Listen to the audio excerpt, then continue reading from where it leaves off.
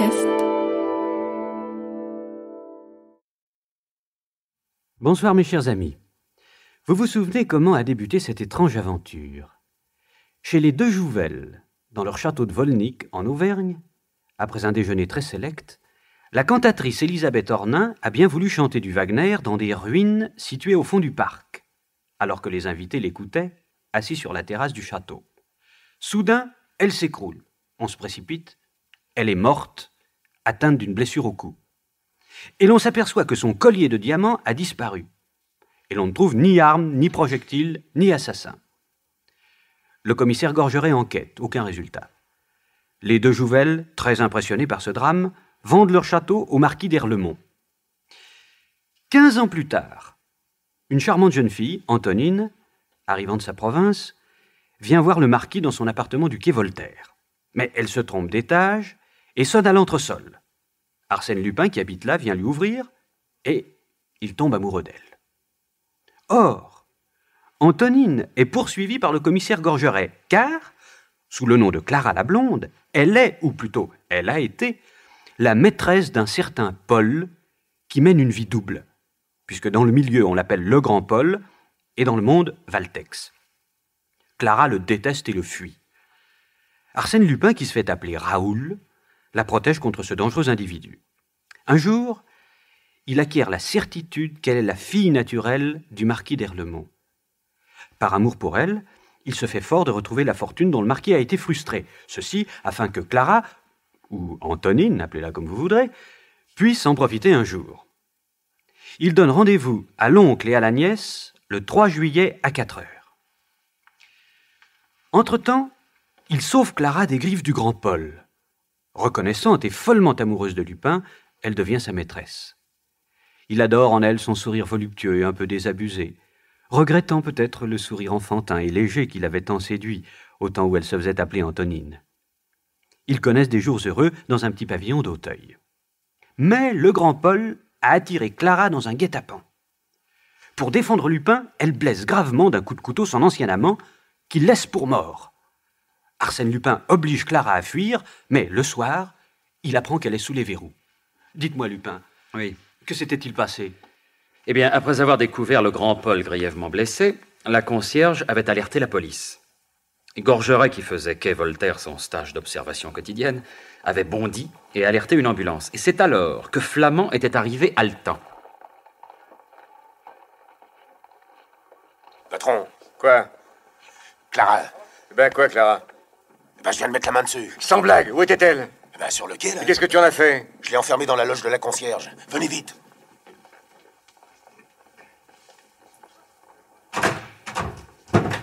Qu'on la fouille. Couteau doit être sur elle. Cette fois, ma petite, ton compte est bon. Quant au beau Raoul, il ne paie rien pour attendre. Elle n'a pas de couteau sur elle, patron. Enfin, messieurs... Où elle s'évanouit, patron? C'est de la comédie. Appelez-moi un taxi, je l'embarque au dépôt. Au dépôt, Clara refusa de parler. Le lendemain matin et tout l'après-midi, elle se confina dans son mutisme. Enfin, le surlendemain, elle se contenta de répondre qu'elle était innocente, qu'elle ne comprenait rien à cette affaire, qu'elle ne connaissait pas le grand Paul et qu'elle serait libre avant d'être convoquée par le juge d'instruction. Ce qui signifiait qu'elle était sûre de votre intervention. Eh oui, Je suis certain que vous ne l'avez pas déçue. Non, mais attendez, voici venu le moment de vous parler du ménage Gorgeret. Du ménage Gorgeret? Oui. Qu'est-ce que sa femme vient faire dans cette histoire? Eh bien, Gorgeret était marié depuis 10 ans avec une superbe rousse dont il était amoureux fou et affreusement jaloux. À bon escient d'ailleurs, car cette charmante fille qu'il appelait du doux nom de Zozote le trompait volontiers avec le premier beau gars qui lui plaisait. Or, le soir où Clara avait laissé entendre à Gorgeret qu'elle comptait sur une aide de l'extérieur, le commissaire rentra chez lui pour dîner et ne trouva pas sa femme. La petite bonne lui apprit que, dans l'après-midi, madame avait mis sa robe de dancing et qu'elle était sortie. Tiens. À 9 heures, elle n'était pas encore rentrée. Elle était allée danser, paraît-il, rue Saint-Antoine. N'y tenant plus, Gorgeret fit un saut jusque-là. Tiens, monsieur Gorgeret, comment ça va? Ma femme. Oui, ma femme. Comment, elle n'est pas rentrée dîner? Non. Quand l'avez-vous vue pour la dernière fois? Oh, elle a dansé jusqu'à 7 heures et puis elle est sortie... Ah, tenez, avec le monsieur que vous voyez là-bas. Celui qui tourne le dos? Oui. Merci de lui parler.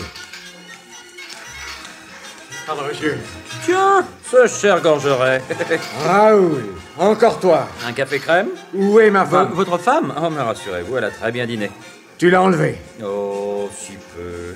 Oh non, je lui ai offert un chéri, et puis un second, et puis nous avons dansé un boston langoureux et un tango voluptueux. Oui, un peu étourdi, elle a accepté de faire un tour au bois de Vincennes, dans mon auto, et puis de venir prendre un troisième chéri dans la garçonnière d'un de mes amis. Et là, qu'est-ce qui s'est passé? Oh, mais rien du tout, voyons. Ah non, Zozotte est sacré pour moi. Toucher à l'épouse de mon vieux Gorgeret, effleurer la gorgerette de Zozotte. Oh, mais jamais. Et maintenant, où est-elle? Et toujours là-bas, sous bonne garde. Tu la séquestres? Oh là, oh, le vilain mot. À quoi veux-tu en venir? Quand dois-tu revoir Clara la blonde? Tout à l'heure? Pour l'interroger encore? Oui. Eh bien, ne le fais pas. Pourquoi? Parce que je sais comment vous opérez, vous autres. Vous n'êtes tous que des tortionnaires. C'est tout ce que tu veux? Non. Les journaux prétendent que le grand Paul va mieux, c'est vrai, ça? Oui. On le sauvera? Probable. Clara, le sait-elle? Non, elle le croit mort. Et pourquoi lui caches-tu la vérité? Parce qu'elle est affolée et que peu à peu sa résistance faiblit. Je veux qu'elle parle. Salaud. Mais tu vas lui dire, le grand Paul n'est pas mort, on le sauvera. Et après? Après, tu reviens ici et tu me jures sur la tête de ta femme que tu m'as obéi. 1 heure plus tard, Zozotte réintègre le domicile conjugal. Et si je refuse? Si tu refuses, bien je vais rejoindre Zozotte. Elle me plaît beaucoup, tu sais. Non. Je suis là dans 20 minutes.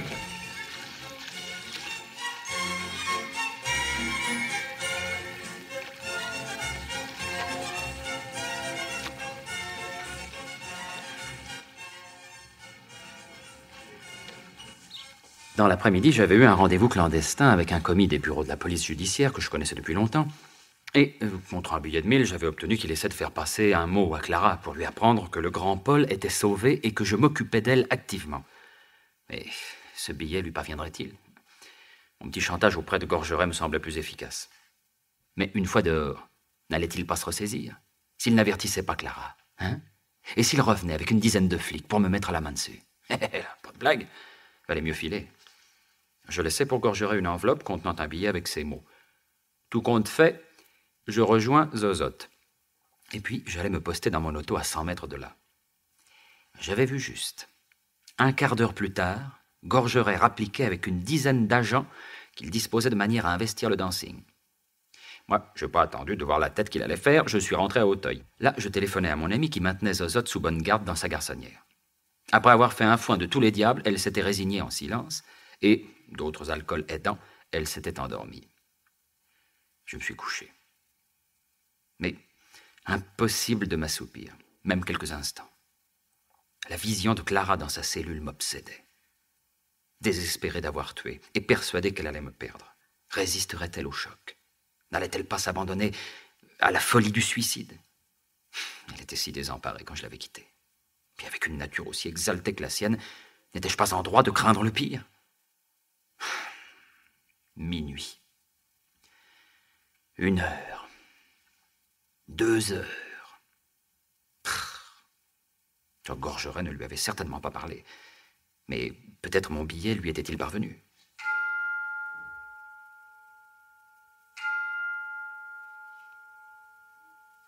3 heures. Et si ce billet était arrivé trop tard, après que l'irréparable ait été accompli? À 3h10, on sonna à la grille.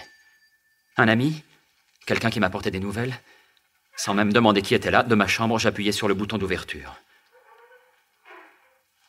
Une ombre traversa le jardin. Des pas montèrent l'escalier.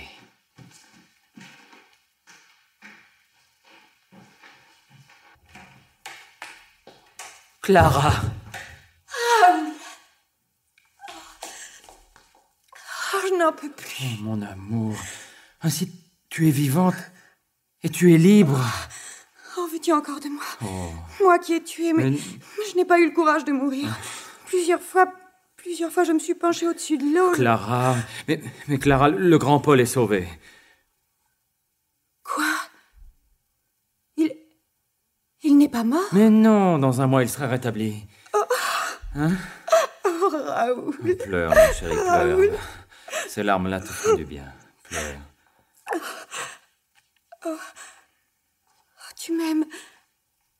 qu'avant. Grosse bête.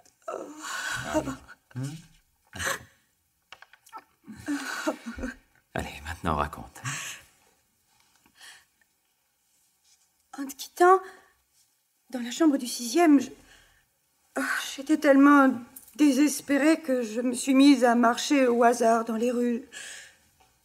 Plusieurs fois, j'ai retrouvé la scène et à un moment, j'ai lu « Entrepôt de Bercy ». Je suis descendue sur la berge et j'ai voulu mourir. Un clochard qui avait tout compris m'a raisonné. Je suis repartie droit devant moi. J'avais la tête vide avec seulement deux idées fixes. J'ai tué un homme, Raoul ne pourra plus m'aimer. J'ai dormi sur un banc et au petit jour, je suis repartie. Comment je suis arrivée jusqu'ici, je ne saurais te le dire. Peut-être comme un pauvre petit chien retrouve sa maison. Mais Gorgerel, le dépôt, la prison. La prison? Bah, Mais quelle prison? mais tu as été arrêté. Et puis on t'a libéré ou tu t'es évadé. Moi? Mais non, enfin, je te jure. Mais enfin, mais fais un effort. Mais souviens-toi. Les heures que je viens de vivre ne m'ont tout de même pas rendu amnésique. Enfin, Raoul, à aucun moment depuis que je t'ai quitté, je n'ai eu affaire à la police. Mais alors, celle qui est en prison à ta place, qui est-ce?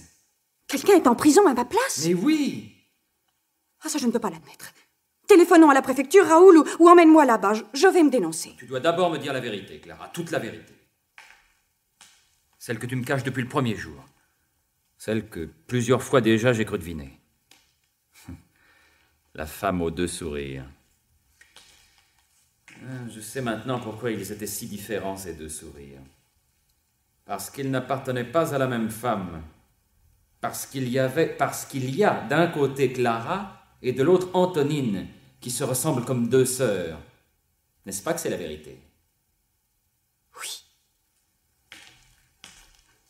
Pourquoi me l'avoir caché? Parce que je t'aimais, que j'avais peur que ce soit l'autre que tu aimes. Mais folle que tu aimes. Mais toutes les misères actuelles, tout le drame où nous nous débattons viennent de ton silence. Oh, je te demande pardon. Tu n'as qu'un moyen de réparer, c'est de tout me dire. Pour sauver l'autre, pour vous protéger, toutes les deux, il faut qu'au moins je sache. Jusqu'ici, j'ai agi d'instinct, comme un aveugle. La lumière ne peut venir que de toi. Parle, mon amour, je t'en supplie, parle, aie confiance. La vie n'a pas été très bonne pour moi, Raoul. Et mon sourire triste, un peu angoissé, me vient de mon enfance. Oh, ma mère m'aimait bien, seulement elle était malade.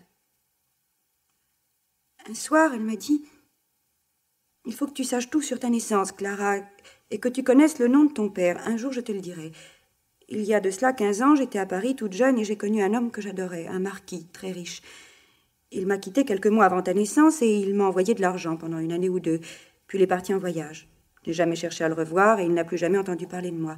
Il avait beaucoup de maîtresses. Un peu avant moi, c'était une jeune fille de province qui donnait des leçons.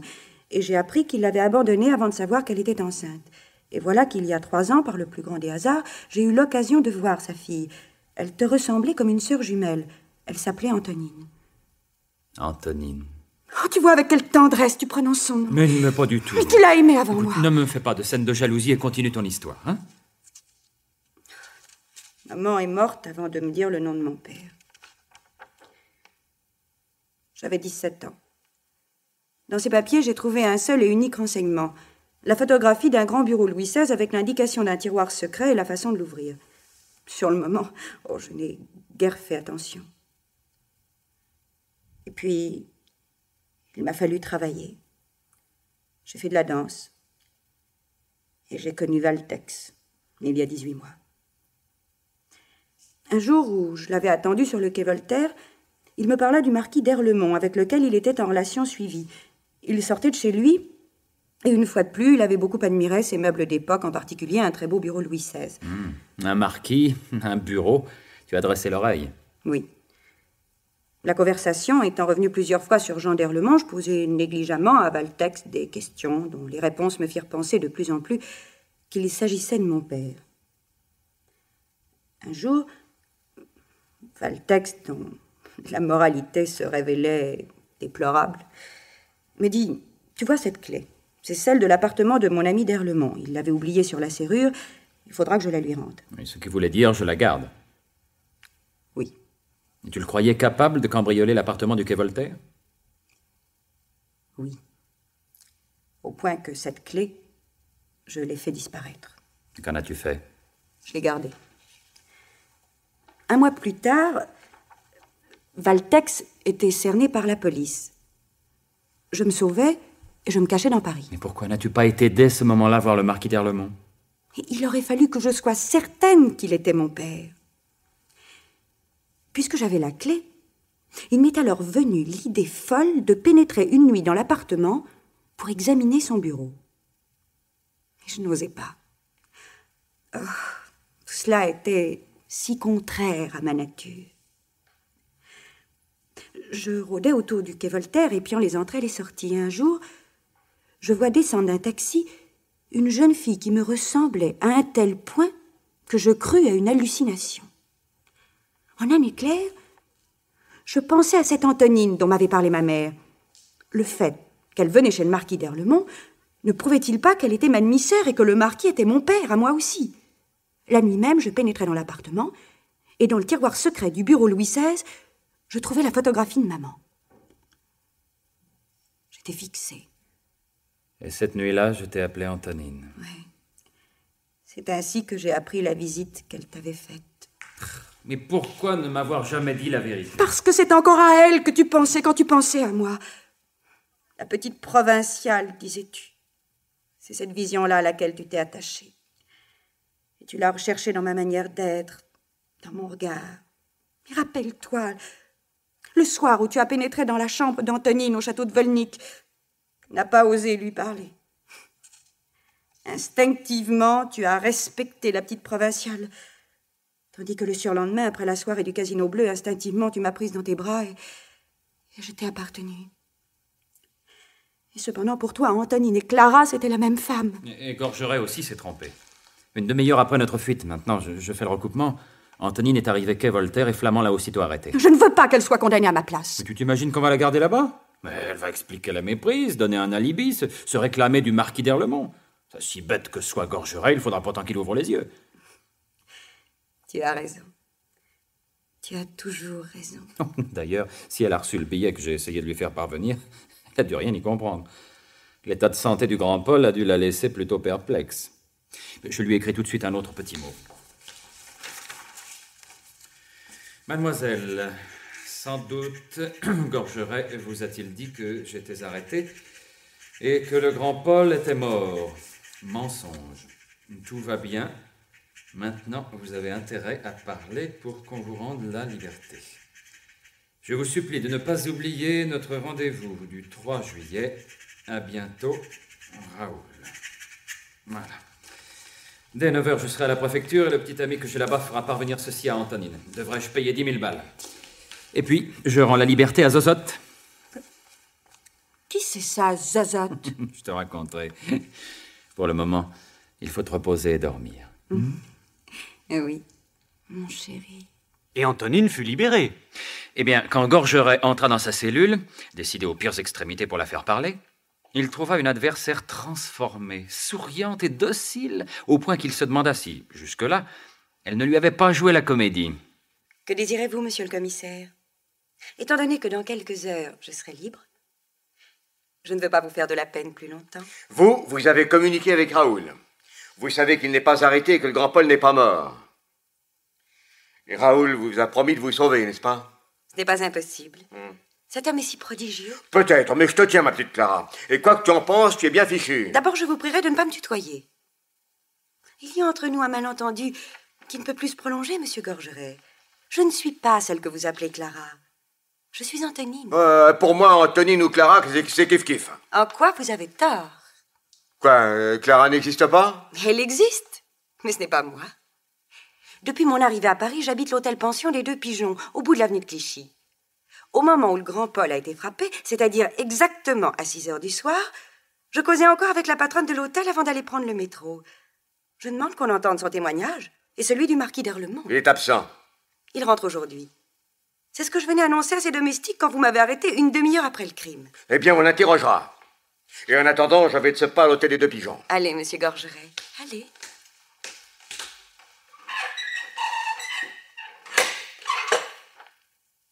Alors, Gorgeret, cette visite à l'hôtel des Deux Pigeons? Eh bien, la patronne est formelle, monsieur le directeur. Antonine était auprès d'elle pendant que le grand Paul recevait un coup de couteau qu'à Voltaire. Il va falloir la relâcher tout de suite. Hélas, oui.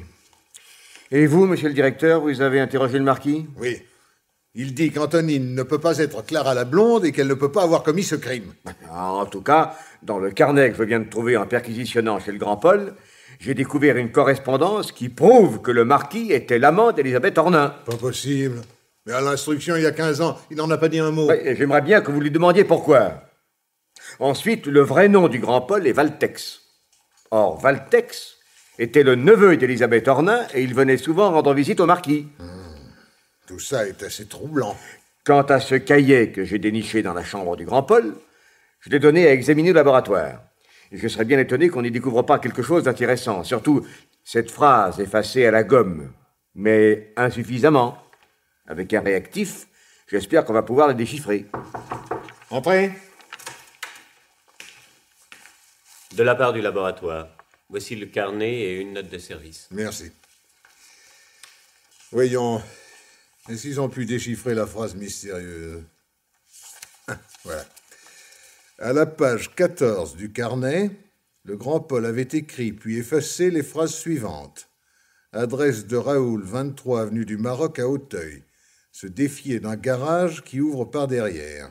Pour moi, Raoul n'est autre qu'Arsène Lupin. Bon Dieu, bon Dieu. Oh, je n'y avais pas pensé, mais c'est ça. Raoul n'est autre qu'Arsène Lupin. Voilà le mot de l'énigme. Quand on a cette clé-là, tout s'ouvre, tout s'éclaircit. Et alors? Je cours tout de suite à Auteuil.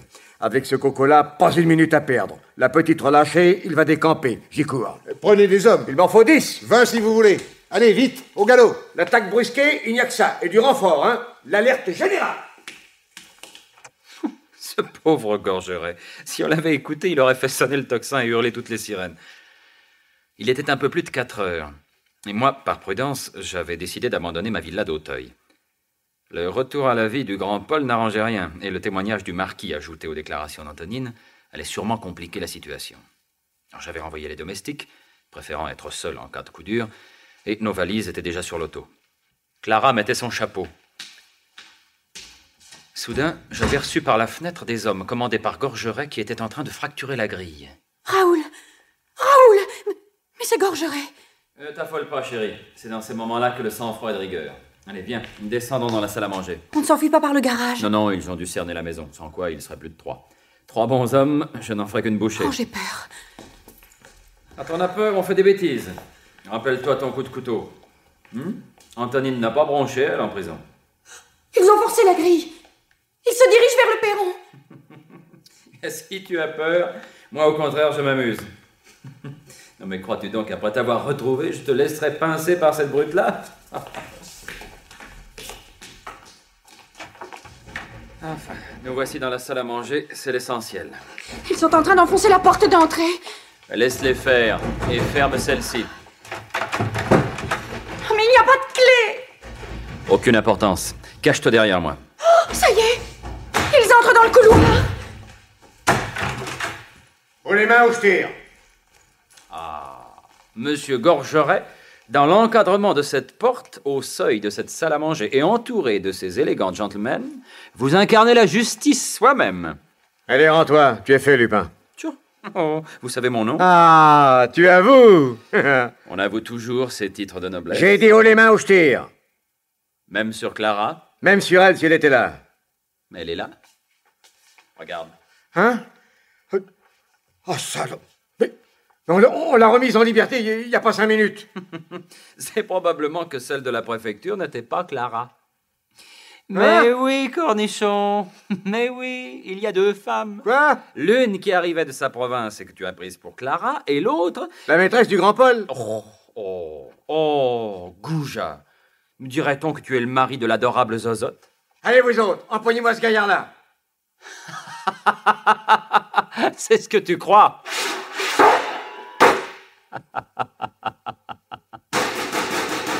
Sacré Gorgeret. Raoul, mais qu'est-ce qui se passe? Eh bien, j'ai appuyé sur un bouton et ce rideau de fer est tombé entre les policiers et nous.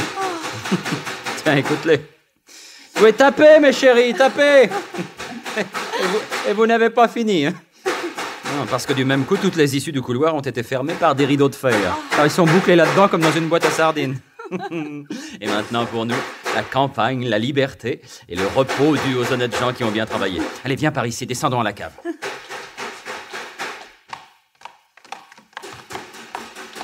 Ah, il faut que tu saches pour ta gouverne qu'une maison bien comprise doit avoir 3 sorties, n'est-ce pas? L'une officielle, l'autre dérobée et apparente pour la police, et la troisième dérobée mais invisible. Celle-là pour servir de retraite. Alors pendant que la clique surveille le garage, nous filons par les entrailles de la terre. Pas mal combiné, hein? C'est un banquier qui m'a vendu ce pavillon. Bien. Et vous avez retrouvé votre auto 200 mètres plus loin. Comme de bien entendu. Et 2 jours plus tard, dans l'après-midi, le marquis d'Erlemont, qui avait emmené Antonine au château de Volnick, rejoignait la jeune fille sur le banc de pierre où ils aimaient s'asseoir. Comme tu es jolie. Plus de traces de tes fatigues et de tes émotions. Oh, ne causons plus de cela, parrain. J'ai tout oublié, Alors, tu es tout à fait heureuse? puisque je suis avec vous et dans ce château que j'aime. Un château qui ne nous appartient plus et que nous quitterons demain. Et que nous ne quitterons pas, Tu comptes toujours sur cet individu. plus que jamais. Tu t'imagines comme ça qu'il viendra à un rendez-vous fixé vaguement il y a 1 mois et après tant d'événements. C'est aujourd'hui le 3 juillet. Et il a confirmé ce rendez-vous dans le billet qu'il m'a fait passer à la préfecture. Simple promesse. Toutes ses promesses, il les tient. Donc, à 4 heures. Il sera là avant 10 minutes. J'en suis sûre. Mais qui vient là-bas? Oh mon Dieu! Le commissaire Gorgeret. Gorgeret? Mais il n'a rien à faire ici. Puis-je solliciter de vous, monsieur le marquis, la faveur d'un entretien? Tout a été dit entre nous, monsieur. Et l'inqualifiable conduite que vous avez eue envers ma filleule ne me donne aucune envie de continuer nos relations. Désolé, mais tout n'a pas été dit entre nous. J'aurais encore besoin de quelques renseignements. Soit. Veuillez me suivre dans mon bureau. Antonine, viens, tu n'es pas de trop.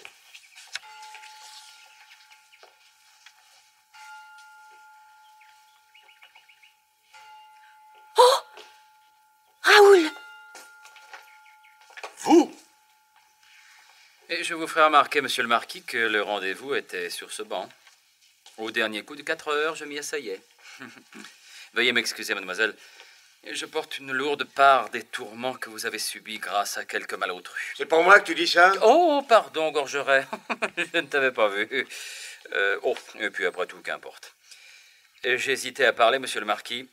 Il me semblait en effet que notre rendez-vous étant privé, la présence de personnes étrangères ne nous permettait pas de traiter en toute liberté d'esprit les questions pour lesquelles nous nous sommes réunis.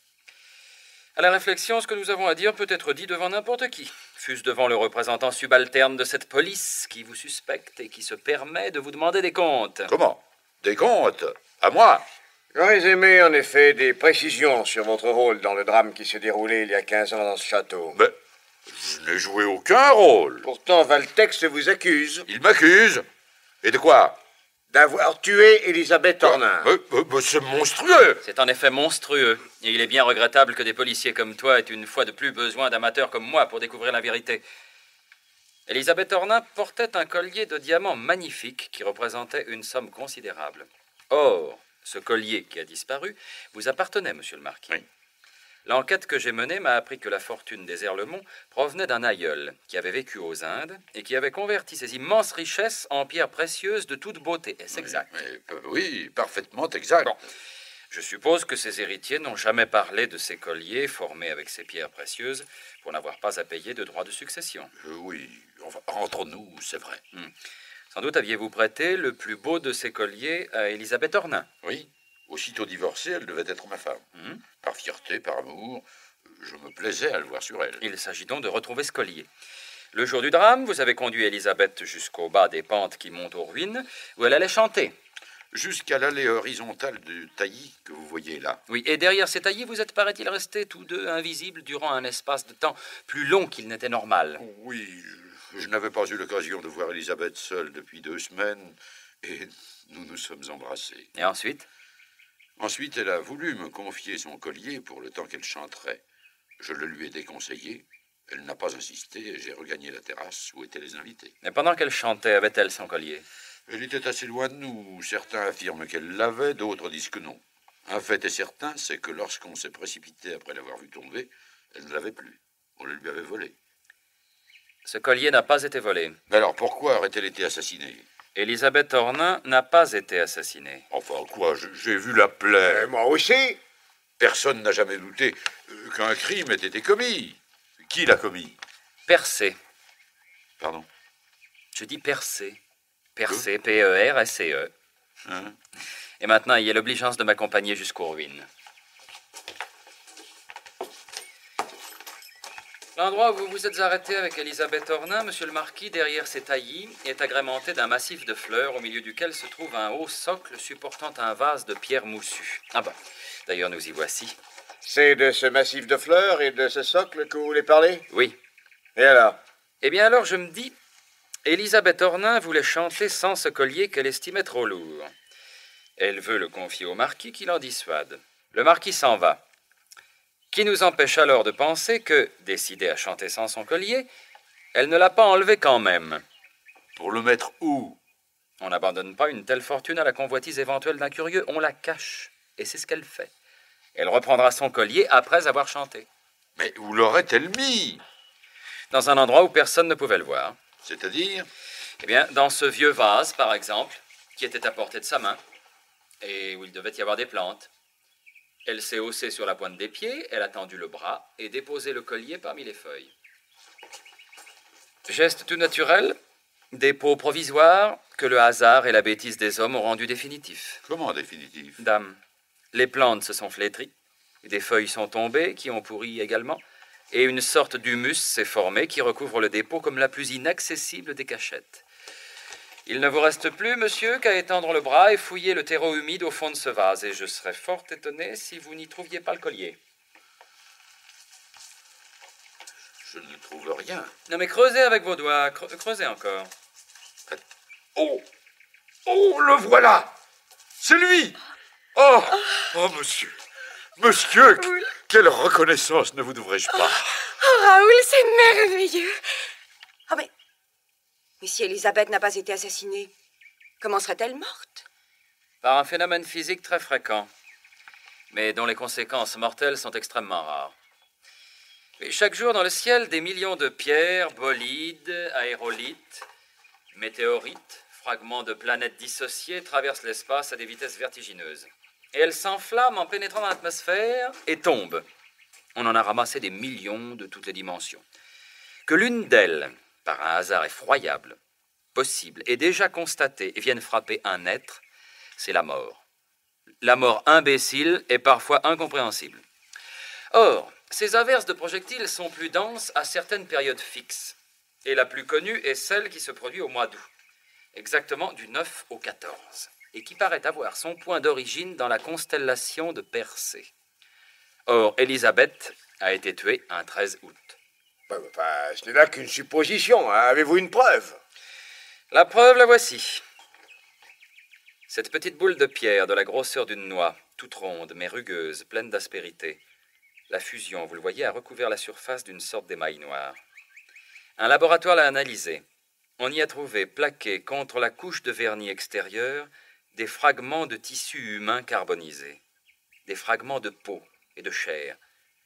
Ces prélèvements sont conservés par le chimiste et seront l'objet d'un rapport officiel qui vous sera remis, monsieur d'Erlemont, ainsi qu'au sieur Gorgeret, si ça l'intéresse. Monsieur Raoul, je vous félicite. Quant à toi, Lupin, je t'arrête. Oh, non, mais t'es pas fou, non? Une seconde. Ah bon? Tu appelles tes flics? Ils investissent tout le château. Impossible que tu t'échappes. Ce premier coup de sifflet pour les mettre en état d'alerte. Et si tu m'obliges à en donner un second, ils bondissent et t'abattent comme un lapin. Compliment. Tout ça est très bien organisé. Soit, je te suis. Mais avant, je te demande une seule grâce. Dire adieu à mademoiselle. Mais seule à seule. Oh. Monsieur le marquis, vous y voyez un inconvénient? Certainement pas. Venez, commissaire, et permettez-moi d'intervenir en faveur. Vite, mettez-vous à l'abri quelque part.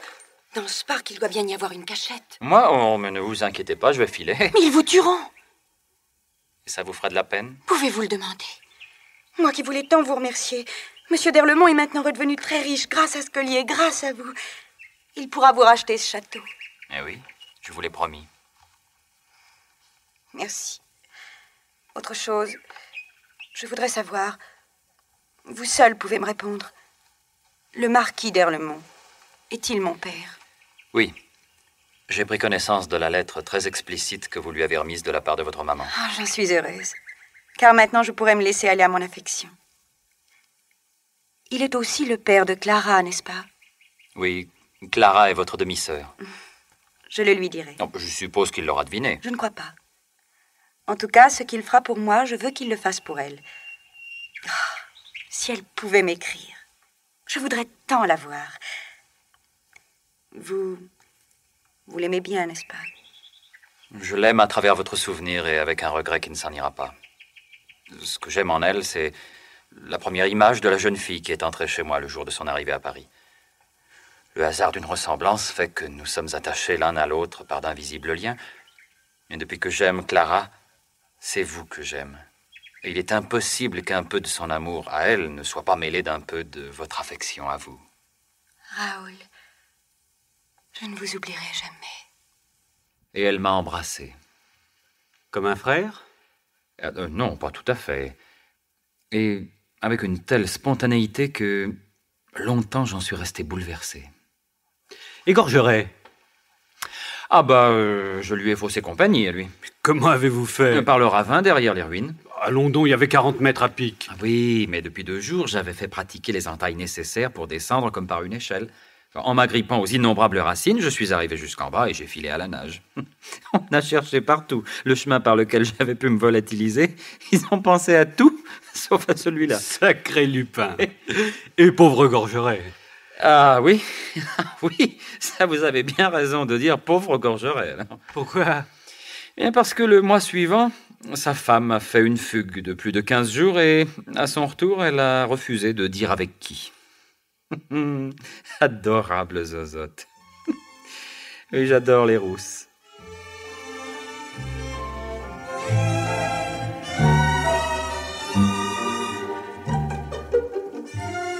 Dans la série Les Aventures d'Arsène Lupin, vous venez d'entendre, adapté par Jean Marcillac d'après le roman de Maurice Leblanc, La femme aux 2 sourires, 3e et dernier épisode. C'est une production de Maurice Renaud. Prise de son Raymond Besse, bruitage Henri Saint-Georges, assistant Jacques Béraud, réalisation Abder Isquet. Avec dans le rôle d'Arsène Lupin, Michel Roux, le marquis d'Erlemont Antoine Balpétré, Gorgeret Georges Hubert, Flamand Jean Mauvais, Villeroy Fernand Fabre, le tenancier Théo Jehanne, et dans le rôle de Clara Antonine, Anne Carrère. Le conteur Robert Marcy, speaker Maurice Princet.